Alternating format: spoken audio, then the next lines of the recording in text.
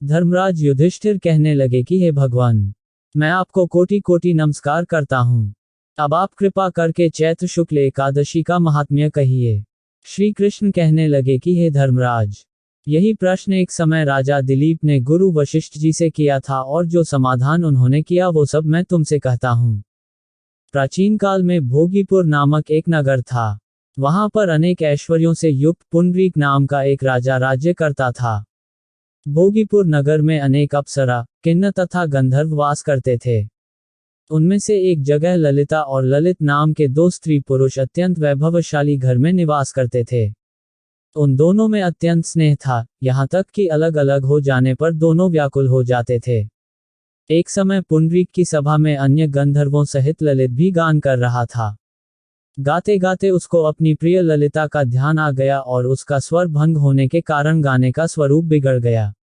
ललित के मन के भाव जानकर कारकोट नामक नाग ने पद भंग होने का कारण राजा से कह दिया।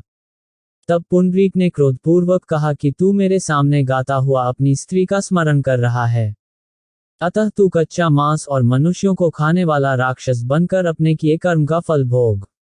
पुंडरीक के श्राप से ललित उसी क्षण महाकाय विशाल राक्षस हो गया।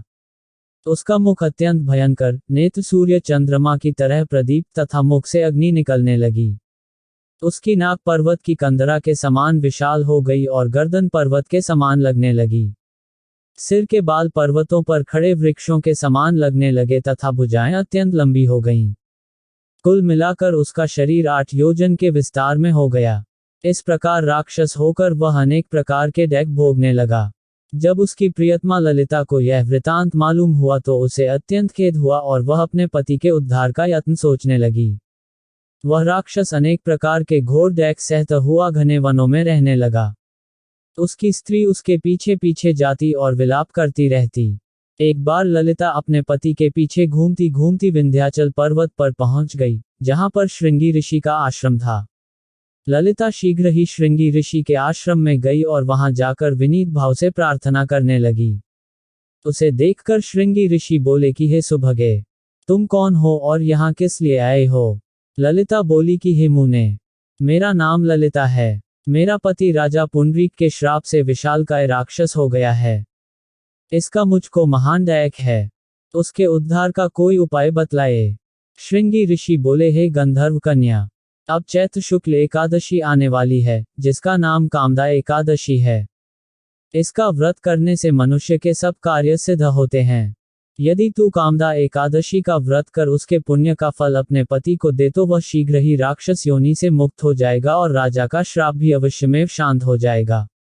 मुनि के ऐसे वचन सुनकर ललिता ने चैत्र शुक्ल एकादशी आने पर उसका व्रत किया और द्वादशी को ब्राह्मणों के सामने अपने व्रत का फल अपने पति को देती हुई भगवान से इस प्रकार प्रार्थना करने लगी, हे प्रभो, मैंने जो यह व्रत किया है इसका फल मेरे पतिदेव को प्राप्त हो जाए, जिससे वह राक्षस योनि से मुक्त हो जाए।